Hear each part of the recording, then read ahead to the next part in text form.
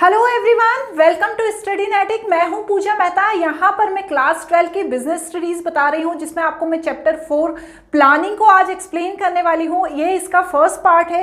इसके हम 3 पार्ट बनाएंगे, जिसमें मैं पूरा आपको प्लानिंग चैप्टर एक्सप्लेन कर दूंगी। यहाँ पर मैं जो भी पढ़ा रही हूँ CBSE के सिलेबस के अकॉर्डिंग पढ़ा रही हूँ। न्यू सेशन के सिलेबस का वीडियो मैं बना चुकी हूँ, यदि नहीं देखा है तो जाकर जरूर देख लेना। यहाँ पर थोड़ा सा आपको मैं शॉर्ट में बता देती हूँ कि इसके सिलेबस में चैप्टर 4 प्लानिंग में क्या क्या समझना है हमको। तो हम पहले सिलेबस देख लेते हैं। देखो स्टूडेंट्स, ये न्यू सेशन का सिलेबस है, जिसमें मैं आपको चैप्टर 1, 2 एंड 3 पढ़ा चुकी हूँ। इस चैप्टर से टोटल 16 मार्क्स के क्वेश्चन आने वाले थे। आज हम चैप्टर नंबर 4 पढ़ेंगे प्लानिंग, जिससे 14 मार्क्स के क्वेश्चन आएंगे। इसमें ऑर्गेनाइजिंग भी इंक्लूड है। इन 2 चैप्टर से 14 मार्क्स के क्वेश्चन आएंगे। अब प्लानिंग चैप्टर में हमें पढ़ना क्या क्या है उसको देख लेते हैं हम, कि प्लानिंग का सिलेबस क्या है। तो देखिए, यहाँ पर प्लानिंग का सिलेबस दिया हुआ है। यहाँ पर मैं आपको 3 वीडियोस में इन चैप्टर्स को कंप्लीट करा दूंगी। पहला है प्लानिंग का कॉन्सेप्ट, इंपॉर्टेंस एंड लिमिटेशन। ये आज हम पढ़ेंगे, ये पार्ट 1 है। फिर जो प्लानिंग की प्रोसेस है वो हम पार्ट 2 में पढ़ने वाले हैं, और single use and standing plans जो है ये हम पार्ट 3 में पढ़ने वाले हैं। तो इस तरह 3 पार्ट्स में हमारा ये चैप्टर कंप्लीट हो जाएगा। इन चैप्टर को जरूर समझिए, क्योंकि यहाँ पर क्लास 12 में बिजनेस स्टडीज में केस बेस्ड क्वेश्चन बहुत आते हैं। तो यदि आपके कॉन्सेप्ट क्लियर नहीं होंगे तो आप केस को सॉल्व नहीं कर पाएंगे। तो चैप्टर के कॉन्सेप्ट को जरूर अच्छे से समझिए। तो चलिए हम स्टार्ट करते हैं चैप्टर 4 प्लानिंग को। प्लानिंग नाम ही इसका ऐसा है कि हमें ज़्यादा समझने की ज़रूरत नहीं है। प्लानिंग के नाम से ही हम समझ जाते हैं कि प्लानिंग चीज़ होती क्या है। यहाँ पर प्लानिंग के कॉन्सेप्ट को समझना इसलिए भी ज़रूरी है, क्योंकि जब भी हम कोई बिजनेस करते हैं तो प्लानिंग वर्ड हमारे दिमाग में सबसे पहले आ जाता है। तो प्लानिंग क्या है? Planning is deciding in advance what to do and how to do. ठीक है, ये 2 वर्ड ज़रूर यूज होते हैं प्लानिंग में, what to do and how to do. क्या करना है और कैसे करना है। तो सबसे बेसिक मैनेजरियल फंक्शन है। जब हमने चैप्टर 1 पढ़ा था तब हमने मैनेजमेंट के फंक्शंस पढ़े थे बिल्कुल ब्रीफ में। अब इन चैप्टर्स में हम उन फंक्शंस को और अच्छे से पढ़ने वाले हैं। हम जब भी कुछ स्टार्ट करते हैं, before doing something the manager must formulate an idea how to work a particular task. देखो, जब भी हम कोई काम करने का सोचते हैं तो हमारे मन में ये आता है कि उस पर्टिकुलर टास्क को कैसे कंप्लीट करना है। इसके लिए हम प्लानिंग करते हैं, जो क्लोजली कनेक्टेड होती है क्रिएटिविटी से, साथ ही इनोवेशन से।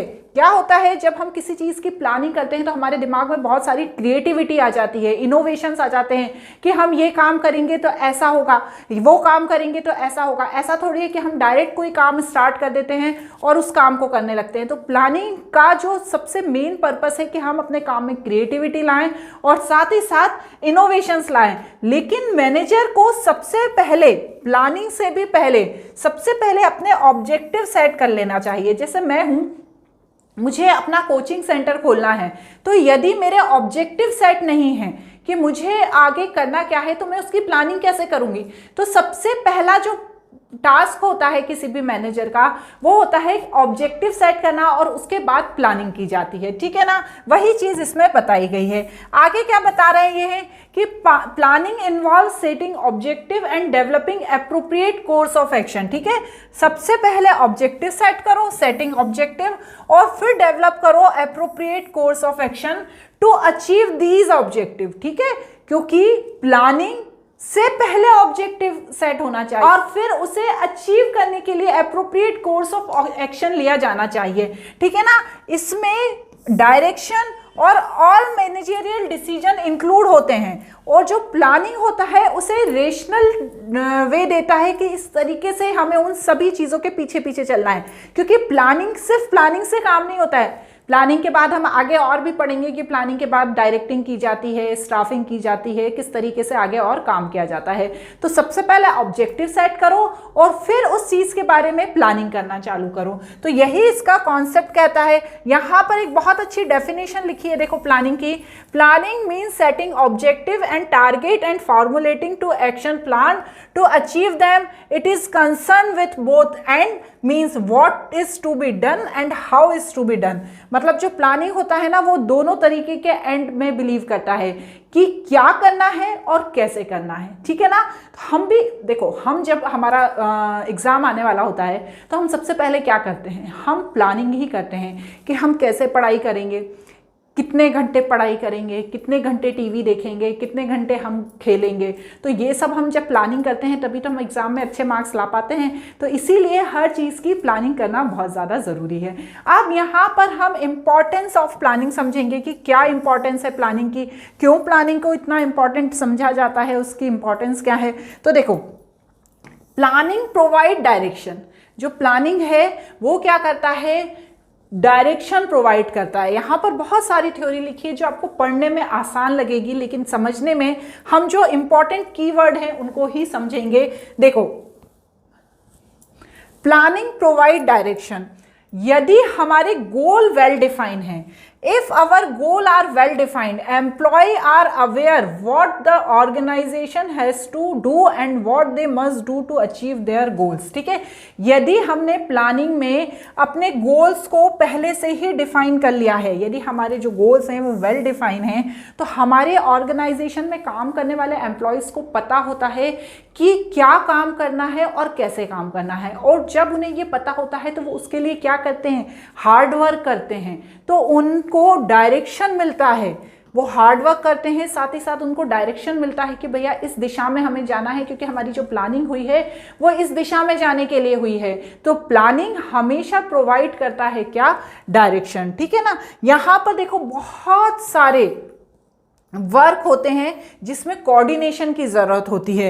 If there was no planning, employee would be working in a different direction and the organisation would not able to achieve the desire goal. यदि हमने प्लानिंग नहीं करी तो सब अलग अलग डायरेक्शन में जाएंगे और हम अपने गोल्स को अचीव नहीं कर पाएंगे, ठीक है।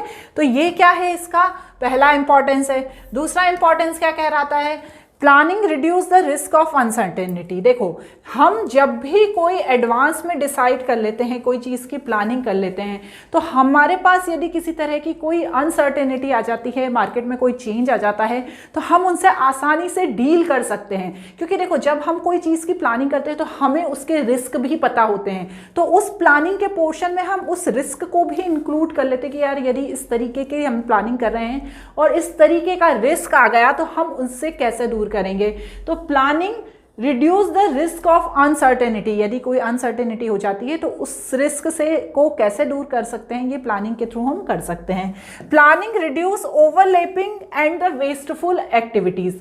Planning serve the basis of coordinating the activities and effort of different division, department, individual. It help to avoiding confusion and misunderstanding. देखो, जो कोई ऑर्गेनाइजेशन होती है ना, उसमें बहुत सारे डिविजन्स होते हैं, डिपार्टमेंट्स होते हैं, इंडिविजुअल्स होते हैं जो काम करते हैं। किस लिए काम करते हैं, ताकि वो अपने गोल्स को अचीव कर सकें। अब जब प्रॉपर प्लानिंग होती है तो क्या होता है ना, किसी तरह का कोई कंफ्यूजन नहीं होता। बैठे हुए हैं, सोच रहे हैं क्या काम करना है, क्योंकि पता ही नहीं, ऑर्गेनाइजेशन को ही नहीं पता है कि क्या करना है।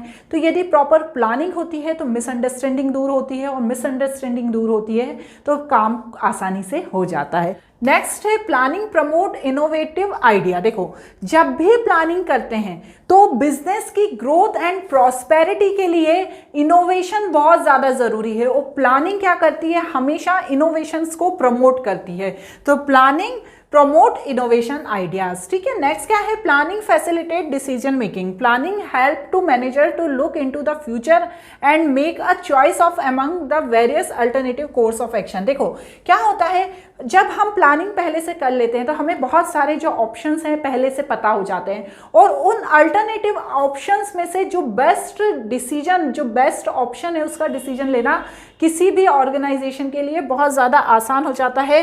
क्योंकि देखो, क्या होता है, वैसे तो फ्यूचर जो है वो प्रिडिक्ट नहीं किया जा सकता, लेकिन प्लानिंग के थ्रू उस फ्यूचर से को सही तरीके से यूटिलाइज किया जा सकता है।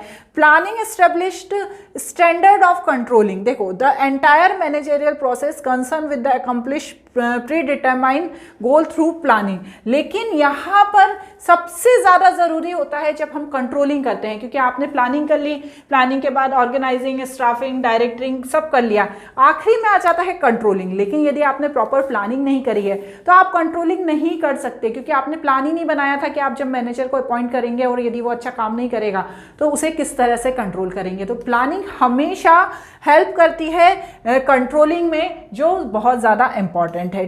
अब इम्पॉर्टेंस समझने के बाद हम समझते हैं लिमिटेशन ऑफ प्लानिंग। देखो, हर चीज़ की कुछ ना कुछ लिमिटेशन है, कुछ ना कुछ डीमेरिट्स होते हैं।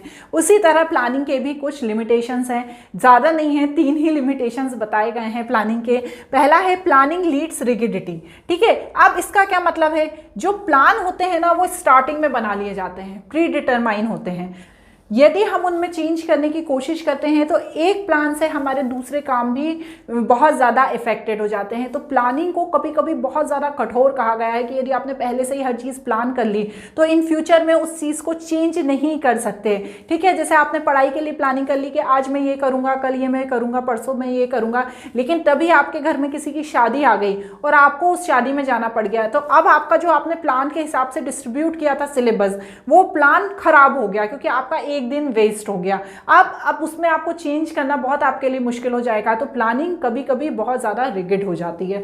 ठीक है, यहाँ पर नेक्स्ट क्या है, प्लानिंग में not work in the dynamic environment. देखो, हमारे देश में या कहीं भी किसी भी कंट्री में कई तरह के एनवायरमेंटल चेंज हो सकते हैं। ठीक है ना, कभी कभी हो सकते हैं, जैसे economic, political, physical, legal, social, बहुत सारे हमने डायमेंशंस पढ़े हैं, ये इस तरीके के चेंजेस हो जाते हैं। आप यदि आपने पहले से प्लानिंग कर रखी है, सब आपने सोचा था, सब हमने फ्यूचर जो था वो अच्छे से प्लान किया था, लेकिन यदि इस तरीके के कोई चेंजेस आ गए तब आपको डील करना बहुत ज़्यादा मुश्किल हो जाता है। तो प्लानिंग बहुत ज़्यादा मुश्किल होती है डायनेमिक एनवायरनमेंट में। क्लियर? Planning reduce creativity. देखो, जैसे प्लानिंग कर ली, हमारे जो बॉस थे उन्होंने प्लानिंग करी और सब चीज़ अच्छे से प्लान करके रखी, तभी हमारे बिजनेस में, हमारे ऑफिस में एक ऐसा व्यक्ति आया जो बहुत ज़्यादा एक्सपीरियंस था, उसे बहुत ज़्यादा नॉलेज था। अब उसने उस प्लानिंग जो की हुई है उसमें कुछ क्रिएटिविटी लाने की कोशिश करी, उसमें कुछ चेंजेस लाने की कोशिश करी, बट उसको एक्सेप्ट नहीं किया गया। उससे ये कहा गया कि ये प्लानिंग पहले से हो चुकी है, इसे तुम्हें फॉलो करना होगा। तो अब जो उसके पास एक्सपीरियंस है, जो उसके पास नॉलेज है, जो उसके पास क्रिएटिविटी है, वो उसमें नहीं कर सकता। क्यों? क्योंकि प्लानिंग प्री डिफाइन है, उसमें कोई चेंजेस नहीं हो सकते। तो यहाँ पर इसका एक बहुत बड़ा लिमिटेशन ये भी है कि प्लानिंग रिड्यूस क्रिएटिविटी। तो बच्चों, आज यहाँ पर हमने चैप्टर 4 का फर्स्ट पार्ट पढ़ लिया। नेक्स्ट पार्ट पढ़ने के लिए मेरे साथ जुड़े रहिए और मेरे चैनल को सब्सक्राइब कीजिए। Thank you.